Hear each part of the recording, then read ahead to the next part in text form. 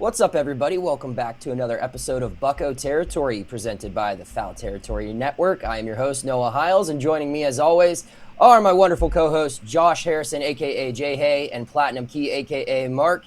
And as you can see, we have another guest on the show. This one comes in the form of a big free agent signing the Pirates made this offseason. New left-handed power bat, Ryan O'Hearn, joins the show. Ryan, welcome on to Bucco Territory, man. What's up, fellas? Thanks for having me. Thanks for hopping on. Welcome. So, Ryan, Pirates fans are obviously really excited to see you take the field on the North Shore this spring. I'm sure I've seen you do a couple of interviews already. Hopefully we can give a couple of different questions that you haven't been asked and dig into everything that is Ryan O'Hearn, what makes you. And we're going to get started right now with one of the biggest diehard Pirate fans that I know, Mark, a.k.a. Platinum Key Brian. If you're on Twitter at all, Ryan, I recommend giving him a follow. He is like the king of Pirate social media. He just posts clip after clip after clip, just nothing but Pirates highlights. He's going to be the one to start this interview. So go ahead, Mark, kick it off. Yeah, Ryan, thank you so much for hopping on. Just want to say Pirates fans are extremely excited, man. I absolutely love the confidence, the belief in this club, and just the way that you express your goals for this team moving forward. It's refreshing to hear someone committed to winning and believing that this is a baseball club that can do that can be competitive. So my first question is, what goals do you have for your time in Pittsburgh, for you, for the team, whatever?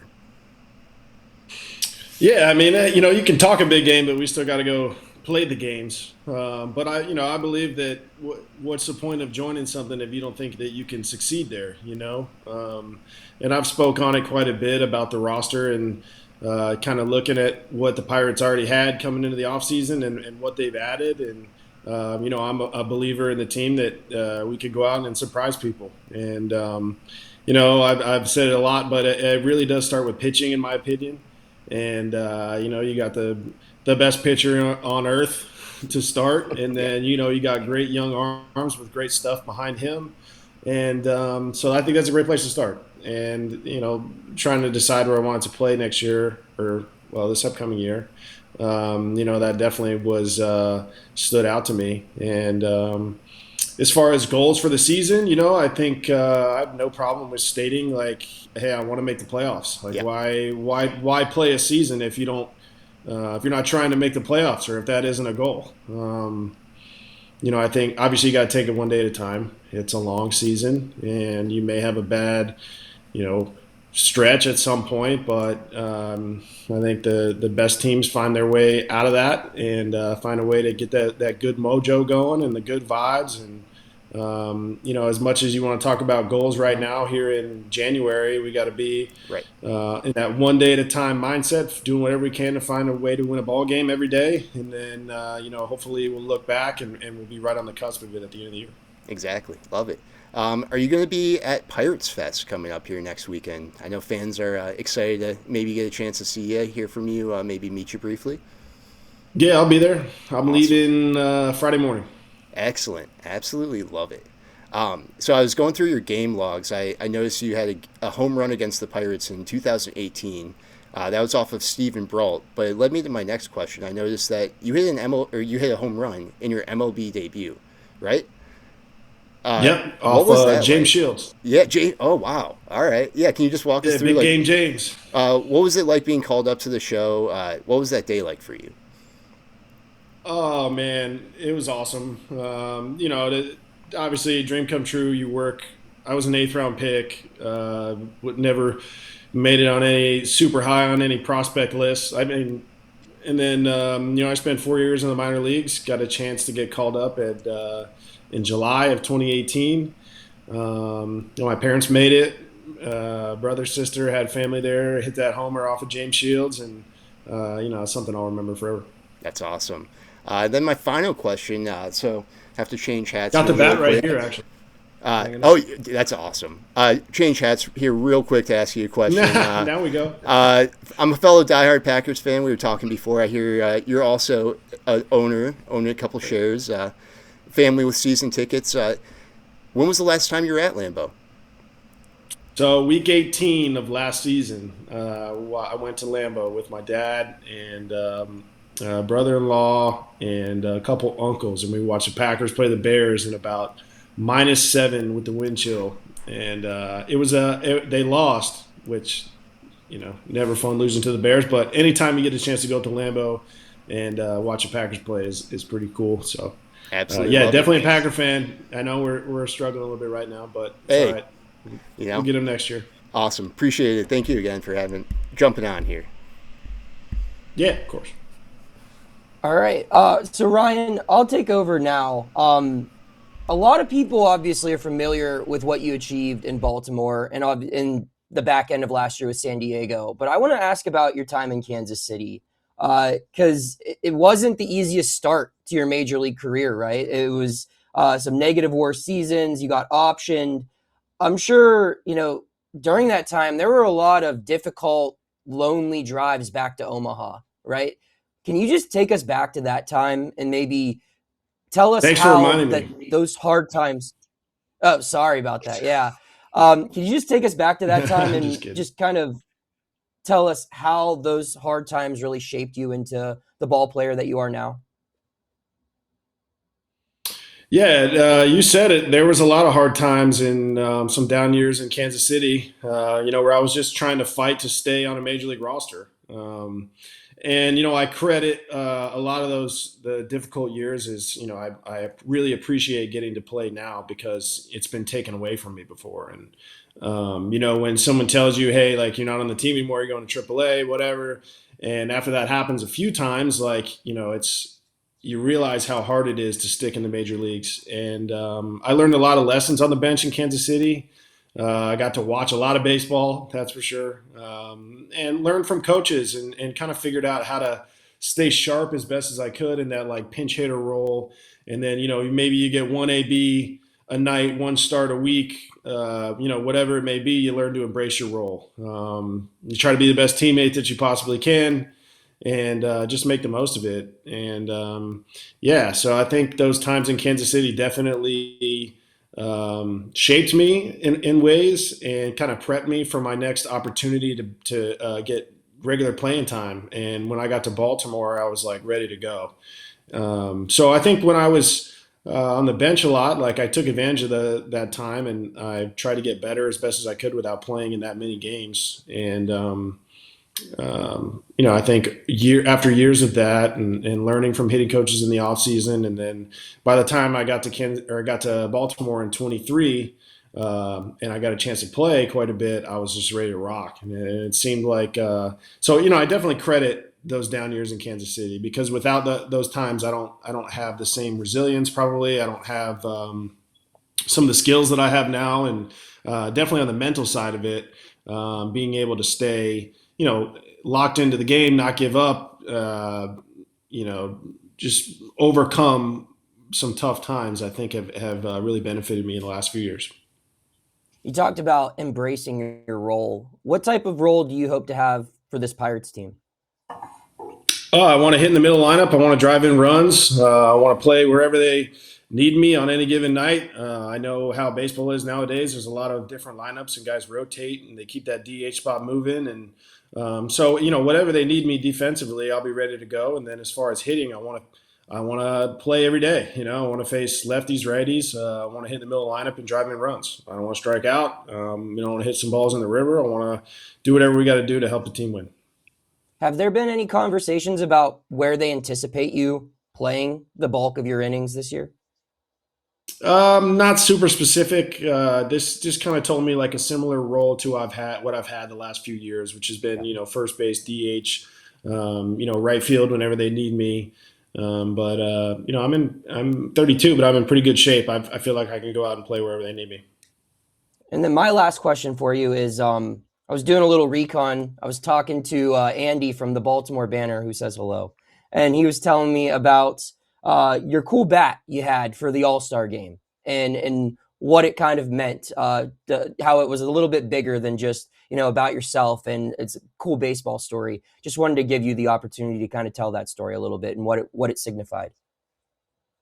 Yeah, so at the All Star game, I used a bat signed by all the players on the Newtown Edgemont Challenger team, which is a group of guys that are, they have some disabilities, but they love the game of baseball. And I've made a point to go up and see them every offseason and, go to their practice. My agent coaches them, works with them. He's very close with a lot of the families, and I've come to love the boys over the years. They've made it out to games in Philly to see me play. They came out to Baltimore last year. So when it came to the All Star game, they all signed a bat for me, and made this awesome video, and made it really special that I could rep those boys and give them some love on the biggest stage at the All Star game. But a lot of love for those boys, man. The Challenger Angels, they're great people. They really do brighten the day. Like anytime I get a chance to see them, my face hurts from smiling when I go to leave, just because they bring great energy, and you can tell how much they love baseball, and just human angels is what I call them. So definitely, they got a special place in my heart. Awesome. We're going to take a quick break to hear from our sponsors. When we get back, Josh Harrison interviews new Pirate Ryan O'Hearn. Nobody likes a bloated cell phone bill. It can consume you. It can take over. It can be very annoying. So I know that 2025 ended Kratz, and that's when you have your end of year sales, but there actually is still one sale that is running until the end of the month. Mint Mobile. They still have their 50% off their unlimited premium wireless offer that you got to go and get and take advantage of, because it's not necessarily going to be around all the time. And all plans come with high-speed data and unlimited talk and text delivered on the nation's largest 5G network. Quit overspending on wireless with 50% off unlimited premium wireless. Plans start at $15 a month at mintmobile.com/territory. That's mintmobile.com/territory. Limited time offer. Upfront payment of $45 for 3 months, $90 for 6 months, or $180 for 12 months. Plan required. $15 per month equivalent. Taxes and fees extra. Initial plan term only. Over 50 gigabytes may slow when network is busy. Capable device required. Availability, speed, and coverage varies. See mintmobile.com. All right, here we go. First off, welcome again, Ryan. As Noah and my boy Platinum Key said, welcome. Appreciate you coming on the show. And I just got a couple questions for you. Feel like I've learned a lot just listening to Noah and Mark ask you a couple questions. But my first question is going to be kind of piggybacking off of what Noah asked you about your role on this team. Obviously, you said you want to hit in the middle of the lineup. You want to drive in runs, face righties, face lefties. Listen to your story. Very similar to mine, to where I was on that express back and forth between AAA and the major Oh yeah. leagues. 3 years before I got a chance to play every day, just wanting that opportunity.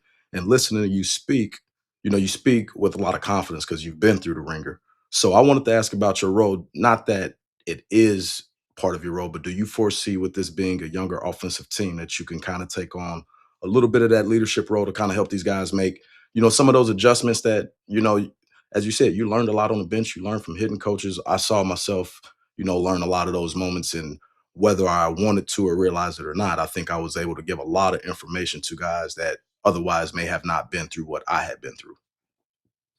Yeah, no doubt. I mean, I'm not going to roll up in there like giving speeches like, "Hey, I'm the guy. Listen to me talk." But I'm want to help out and build relationships with all the guys as much as possible.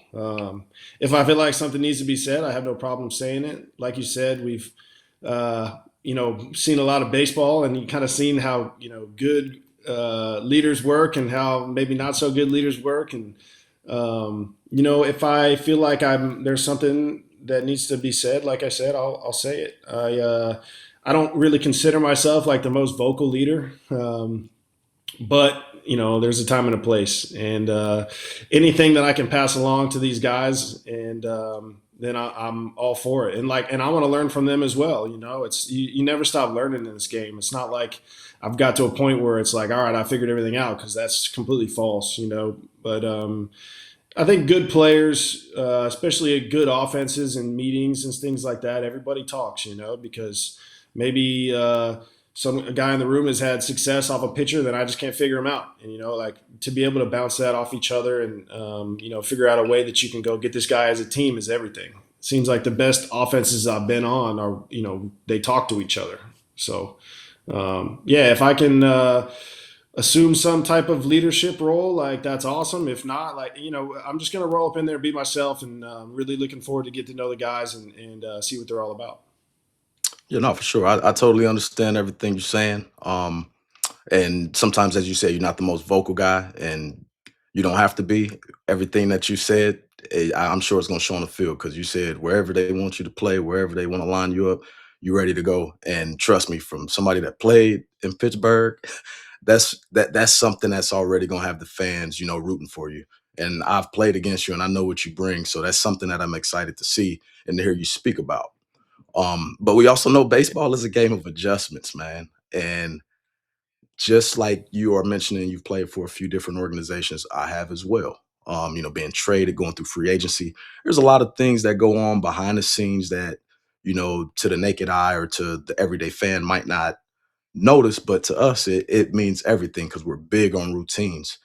And what do you think has been your biggest adjustment changing from organization to organization? Is it the coaching? Is it, getting with a hitting coach, knowing how to, say, oh, I need to do first base or outfield? Like that was one of my biggest adjustments was knowing that I am specific to I like to go in a cage at a certain time before the game and when Right. I'm getting there. So when I got traded and I signed, I kind of had to find my footing with guys that were already there.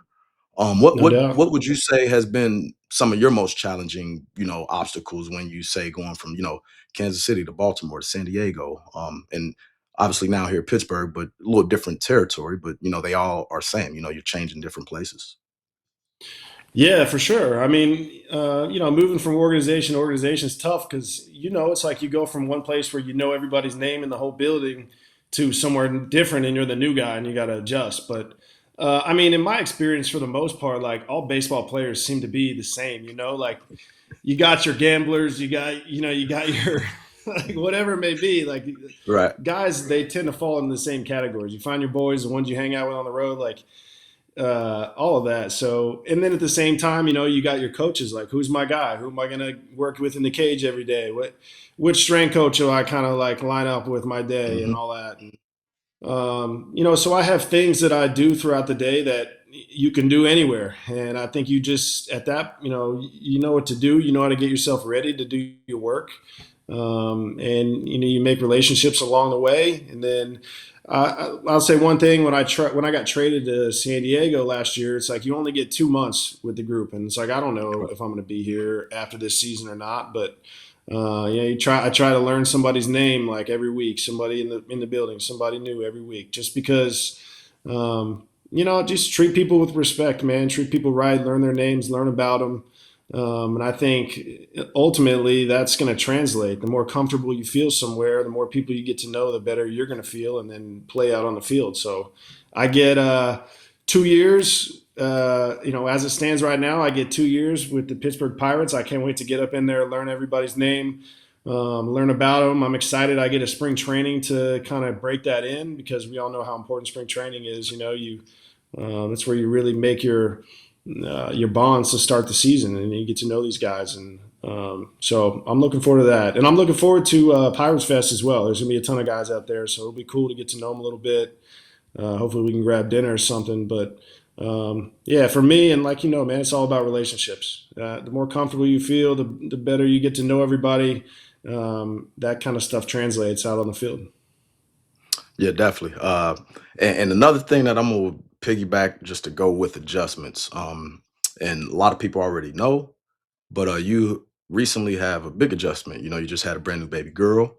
Oh So yeah. adjustments are also going to be made on the road, and these are things that a lot of people, yes, they know you had your kid, but it's also an adjustment for you, your wife, baby girl, and just one of those things where what do you think the biggest adjustment is going to be? Obviously, we know sleep, but is it going to be is it going to be sleep? Is it going to be being away from them? Because I know for Mm. me, I can miss sleep. I felt like I played better when my family was there.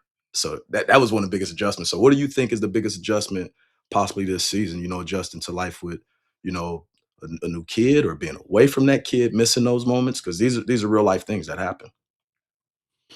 Yeah, I mean, you nailed it there. It's that's something I haven't experienced yet. And going on the road and being away from your family definitely just got harder for me because I got this baby at home. But And it's gonna be tough. There's no doubt about it. But luckily, man, I have a great wife, and she can hold down the fort. I got in-laws. I got my parents come to town and help out quite a bit. We got a great support system, so that's definitely going to help. And my wife's, like I said, my wife's great. She gets it. She knows the business. She's been with me for years, man. We've gone through these seasons together where it's like I got to go on the road. She stays home, that kind of thing. So it's going to be hard. It's going to be an adjustment for sure. But I've seen guys go through it, and I know it wears on them. And so I'm going to just deal with it the best that I can. There's nothing else that we can do, and hopefully I'll be still playing by the time Harper is old enough to come and come on the road and all that. Oh yeah, speak that into existence for sure. But yeah, the support system is definitely big. And before we get out of here, I'm gonna ask you one more question because, as I said, routine, all these things kind of tie into each other. I'm a very picky eater, so switching team to team, you're gonna have certain staples and cities of food that you should eat and should not eat, different Yeah. clubhouses. Um, and my question was honestly going to be, are you like a superstitious person as far as what you eat before the game? Because me, being very picky, I would every team I went to, I needed a smoothie before the game with no banana, any fruit, but no banana, and I would do like a peanut butter and jelly or something. But like I couldn't eat much before games. Where I got some teammates, it's like, no, I need that grilled chicken with rice and this or that. So do you have anything that you have to eat or you just kind of I'm go with the flow? I'm go with the flow for the most part. Like I don't want to. I want to eat something that's gonna feel like it's gonna stick to my ribs. Like I don't want to feel like I'm hungry at all during the game. And like I like to snack a little bit during the game, but no, nothing like that. Where did this superstition come from? By the way, did you eat something No, else no, and no. like No, have an what wasn't a offer or super like what? no, it wasn't a superstition. I just could never eat before games just because I wasn't hungry and it would take me like an Yeah, hour. I was a very high energy guy. So, yeah, once the game was ready, I'm like, I'm ready to play, and I was yeah, like, nah, I don't want nothing. If I wasn't playing, I think I would eat more. But when I wasn't playing, I was like, let me get a smoothie. yeah. And then I would eat after the game. But everybody's different, and it wasn't necessarily a superstition. But I know some dudes that are like, oh, I went 4 for 4 because I had bacon, eggs, and pancakes for breakfast. I'm gonna do the same thing tomorrow. And I'm like, nah, you just hit good pitches, bro. Yeah, dude. I mean, honestly, like for me, it's day games. Like day games. If I show up and I'm like donut, sausage, egg, and cheese, some like just not eating super healthy in the morning, like second inning, I'm like dying. I You feel feel like. it? But if I Yeah. show up, like you got to make that decision right when you get to the yard. Like I'm gonna do it You right do. today. You know what I mean? Like I'm gonna have a couple eggs with no bacon. I'm gonna have like a green juice and like something healthy. Then it's like I'm all right. I started my day with good decisions. I'm gonna go to the gym. I'm gonna go do my pull workout. Like I'm gonna get it ready to go. And then you're thanking yourself in the sixth inning. You know what I mean? Like I feel good Right. today. But there are those days where I show up and that sausage, egg, and cheese is looking at me, and then it's like next thing I know, I got an old fashioned donut in my mouth, and I'm like, damn it, this is gonna be a grind today. But no, I Everything's just good try to in eat stuff that moderation. makes me feel good. Right. Everything's good in moderation. But yeah, that's all I pretty much got for you. Best of luck this year, man. And more than anything, I just wish health to people that are playing. A guy that played for 13 years, played with a lot of guys that didn't get to play as long, that didn't have as many injuries or more. I just like to wish people good health because I know if you're healthy, you're gonna do what you do, man. And I'm excited to see you wear the black and yellow and put on for the 412. That's the area code of Pittsburgh, if you didn't know. All right. Josh, thank you so much, man. I always enjoy watching you play, competing against you. So I I appreciate that. appreciate having you on the show. For sure. Yeah, I think that stands for all of us. That Ryan, thanks Absolutely. so much for coming on, and thank you for that last answer. That's valid even for us who cover baseball. You go down press dining, you see the suites and everything. It's like, oh man, I'm gonna have to grind through writing this game story here, extra innings. I don't know if I got Yeah, it it in can be me. dangerous. Yeah, Hey, I don't. just hey, I'm gonna have bad questions in the post game pressers now because I ate like crap during the game. So no, but in all seriousness, real. thank you for coming on. I want to remind everyone watching this to hit that subscribe button if you haven't already. We're trying to get to 3,000 subscribers, and we can't do it without your help. So hit that subscribe button if you haven't already. On behalf of Mark, a.k.a. Platinum Key, Jay Hay, a.k.a. Josh Harrison, Ryan O'Hearn, I am Noah Hiles. Thank you for tuning in to another episode of Bucco Territory. We'll see you again soon.